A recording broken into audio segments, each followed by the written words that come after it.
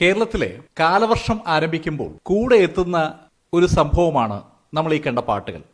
Monsoon കാലഘട്ടം ആരോടെങ്കിലും പ്രണയത്തിൽ ഏർപ്പെടുന്നുണ്ടെങ്കിൽ അത് ഈ കുടകളോടാണ് എന്ന് സത്യസന്ധമായി നമുക്ക് പറയാൻ കഴിയും. എല്ലാവർക്കും ആവശ്യമുള്ളതാണ് കുട. ആ കുട കാലങ്ങളായി പലരും ചെറിയ തോതിലും വലിയ തോതിലൊക്കെ ബിസിനസിന്റെ പാർട്ടായി ചെയ്തിരുന്നതുമാണ്. പക്ഷെ അതിനെ ഒരു ആഗോള ബ്രാൻഡാക്കി മാറ്റിയ രണ്ടുപേർ, പോപ്പിയും ജോൺസും. അവർ പരസ്യ മേഖലയിൽ നടത്തിയ യുദ്ധം, അതാണ് ഇന്നത്തെ ഈ വീഡിയോയുടെ വിഷയം. 1940കളിൽ കുടവാവച്ചൻ എന്ന തയ്യിൽ വർഗീസ് ഒരു കുട കമ്പനി തുടങ്ങി. 1954 ആയപ്പോൾ കുറെ ജീവനക്കാരെ കൂടിയൊക്കെ ചേർത്ത് ഒരു ബ്രാൻഡ് നെയിമും കുടവാവച്ചൻ തന്റെ കമ്പനിക്ക് നൽകി. ആ ബ്രാൻഡ് നെയിമാണ് സെന്റ് ജോർജ് കുടകൾ. കമ്പനിയുടെ പേര് സെന്റ് ജോർജ് അംബ്രല മാർട്ട്. 70കളിലും 80കളിലും റേഡിയോ പരസ്യത്തിന്റെ പാർട്ടായിട്ട് നമ്മൾ കേട്ടിരുന്ന വാചകവും അതുതന്നെയാണ്. മഴ കുട, കുടയെങ്കിൽ സെന്റ് ജോർജ് കുട. ഇത് കേൾക്കാത്ത ആളുകൾ ആ കാലഘട്ടത്തിൽ തീരെ ഉണ്ടായിരുന്നില്ല എന്ന് നമുക്ക് എല്ലാവർക്കും അറിയാം. അദ്ദേഹത്തിന്റെ മരണശേഷം അദ്ദേഹത്തിന്റെ മകൻ ബേബി തയ്യിൽ കമ്പനി ചുമതലകൾ ഏറ്റെടുക്കുന്നു. പക്ഷേ ക്രമേണ ബേബിയും അനുജനും തമ്മിൽ ബിസിനസ് കാര്യങ്ങളിൽ തർക്കങ്ങൾ ഉണ്ടാവുകയും കമ്പനി രണ്ടായി പിരിയുകയും ചെയ്തു. ബേബി സ്റ്റാർട്ട് ചെയ്ത കമ്പനിയുടെ പേര് പോപ്പി അംബ്രല മാർട്ടും അനുജൻ എബ്രഹാം സ്റ്റാർട്ട് ചെയ്ത കമ്പനിയുടെ പേര് ജോൺസ് അംബ്രല മാർട്ടും. ഈ രണ്ട് കമ്പനികളുടെയും വളർച്ചയിലെ രസകരമായ വിവരങ്ങളാണ് നമ്മൾ ഇനി ശ്രദ്ധിക്കാൻ പോകുന്നത്. ബേബിയുടെയും എബ്രഹാമിന്റെയൊക്കെ ഇളയ അനുജന്റെ പേര് പോപ്പി എന്നാണ്. ഏകദേശം 8 വയസ്സുവരെ പോപ്പി ഒരു അക്ഷരം പോലും സംസാരിച്ചിരുന്നില്ല. എന്നാൽ പോപ്പിയുടെ ഏറ്റവും പ്രിയപ്പെട്ട ഒരു മിഠായി ഉണ്ട്, പോപ്പിൻസ്. ആ പോപ്പിൻസ് മിഠായി കാണുമ്പോൾ അറിയാതെ ആ കുഞ്ഞിന്റെ വായിൽ നിന്ന് പുറത്തേക്ക് വരുന്ന ഒരു വാക്കാണ് പോപ്പി. അങ്ങനെ പോപ്പി എന്ന് പറയുന്ന പോപ്പി ആ വീട്ടിലെല്ലാവർക്കും പരിചിതമായ പേരായി മാറി. കമ്പനിക്ക് പേരിടുന്നതിനെ കുറിച്ച് ആലോചിച്ചപ്പോൾ എല്ലാവരുടെ മനസ്സിലേക്കും കടന്നു വന്ന പേര് പോപ്പിയാണ്. ഏകദേശം 1-2 വർഷങ്ങൾക്ക് ശേഷം ബേബിയുടെ അനുജൻ എബ്രഹാം തയ്യൽ ജോൺസ് കുടകളുമായും രംഗത്ത് വരുന്നു. ജോൺസ് കുടകൾ രംഗത്ത് വരുന്ന സമയത്ത് പോപ്പി ഓരോ ദിവസവും നിർമ്മിക്കുന്ന കുടകളുടെ എണ്ണം ഏകദേശം 6000ആണ്. ജോൺസിന് നിർമ്മിക്കാൻ കഴിഞ്ഞ കുടകളുടെ എണ്ണം 4-5 ഡസൻ മാത്രമായിരുന്നു. അവിടെ നിന്നാണ് ഇവരുടെ രസകരമായ പരസ്യയുദ്ധം ആരംഭിക്കുന്നത്.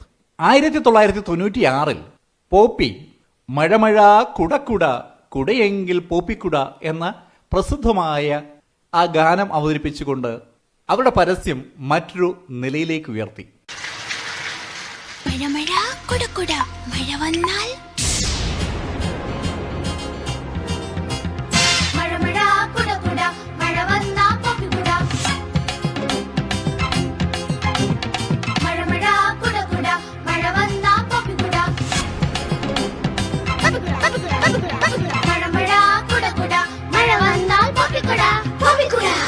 പോപ്പിയുടെ പാട്ടും കുടകളും ഒക്കെ ഒരു ആഗോള ഹിറ്റായി എന്ന് പറഞ്ഞാൽ മതിയല്ലോ. ജോൺസ് ഈ സമയത്ത് വളരെ ശ്രദ്ധാപൂർവം പുതിയ ഒരു പരസ്യവുമായി രംഗത്ത് വന്നു. അതാണ് കുഞ്ഞാന. കുഞ്ഞാന എന്ന് പറയുന്നത് മഴയെ വിളിക്കുന്ന പേരായിട്ടാണ്. കുഞ്ഞാന വന്നേ എന്നുള്ള ആ പദപ്രയോഗം മഴ വന്നേ എന്നുള്ളതാണ്. മഴ വന്നാൽ കുട ജോൺസ്. ആ ഒരു ശൈലിയിലായിരുന്നു അത് അവതരിപ്പിച്ചത്. അതും ഹിറ്റായി.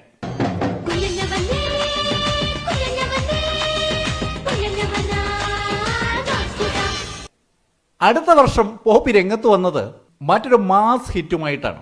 അയ്യപ്പൻ്റെ അമ്മ നെയ്യപ്പൻ ചുട്ട എന്നുള്ള പ്രസിദ്ധമായ പാട്ടിനെ അനുകരിച്ചുകൊണ്ടുള്ള ഒരു പരസ്യമാണ് പോപ്പി അവതരിപ്പിച്ചത്.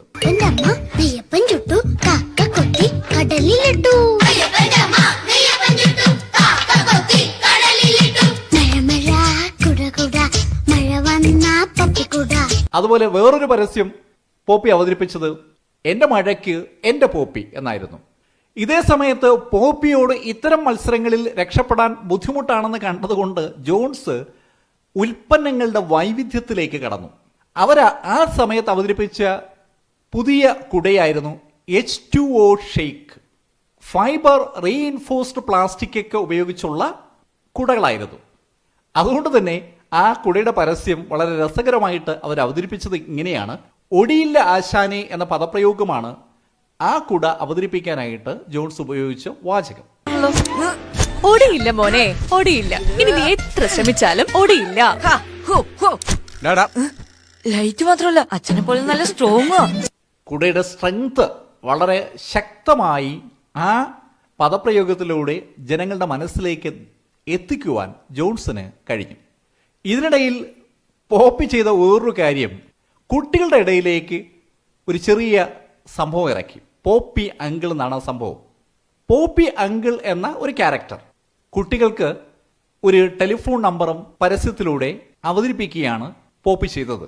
ആ ടെലിഫോൺ നമ്പർ റിംഗ് ചെയ്ത് പോപ്പി അങ്കിളിനോട് സംസാരിക്കാം. അതിനുവേണ്ടി പോപ്പിക്കാർ കുറേയേറെ ആളുകളെ പരിശീലിപ്പിച്ച് ഫോണിന്റെ ചുവട്ടിൽ ഇരുത്തിയിരുന്നു എന്നുള്ളതാണ് രസകരമായ കേസ്. ഏകദേശം 10 ലക്ഷത്തോളം കുട്ടികൾ പോപ്പിയുമായിട്ട് നിരന്തരമായി ബന്ധപ്പെട്ടിരുന്നു എന്നുള്ളത് ആലോചിക്കുമ്പോൾ തന്നെ രസകരമായ ഒരു ബിസിനസ്സാണ് ഓർമ്മ വരുന്നത്. തുടർന്ന് പോപ്പിയും ജോൺസും തമ്മിൽ കുടയുടെ വൈവിധ്യത്തിൽ ഒരു വല്ലാത്ത യുദ്ധം തന്നെ നടത്തി. കുപ്പികൾ പോലെ ഇരിക്കുന്ന കുടകളും. സ്കൂട്ടറിൽ ഞാനില്ല, മഴ വന്ന കാറ്റത്ത് എന്റെ ഈ കുടയുടെ കാര്യം പോക്കാം.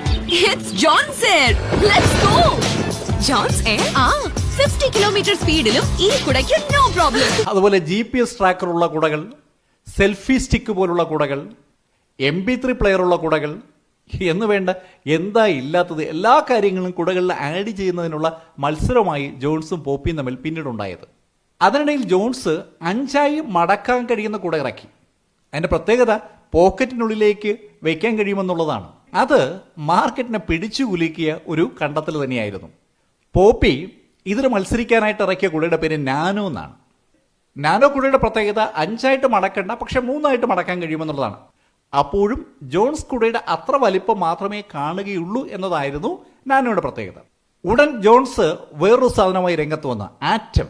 5ആയി മടക്കുന്ന കുട തന്നെയാണ് പോപ്പിയുടെ അതേ വിലയ്ക്ക് വിൽക്കാൻ കഴിയുന്ന കുട. ഇതിനിടയിൽ വാൾട്ട് ഡിസ്നിയുമായിട്ടും സ്റ്റാർ വാർസുമായിട്ടും മാർവലുമായിട്ടും DC കോമിക്സുമായിട്ടും ഗ്രീൻ ഗോൾഡ് അനിമേഷനുമായിട്ടൊക്കെ ടൈപ്പ് ഉണ്ടാക്കിയ ഈ കുട കമ്പനികൾ ധാരാളം രസകരമായ പ്രോഡക്റ്റുകൾ അവർക്ക് വേണ്ടിയും ഉണ്ടാക്കിയുണ്ടായി. ഹാറ്റ് കുടകൾ, വാട്ടർ ഗണ്ണുള്ള കുടകൾ, വിസിലുള്ള കുടകൾ, ടോർച്ച് ഫിറ്റ് ചെയ്ത കുടകൾ, അങ്ങനെ കുട്ടികളെ രസിപ്പിക്കുന്ന നിരവധി ഐറ്റംസ് ആണ് തുടർന്നുള്ള വർഷങ്ങളിൽ ജോൺസും പോപ്പിയും കൂടി ഇറക്കിയത്.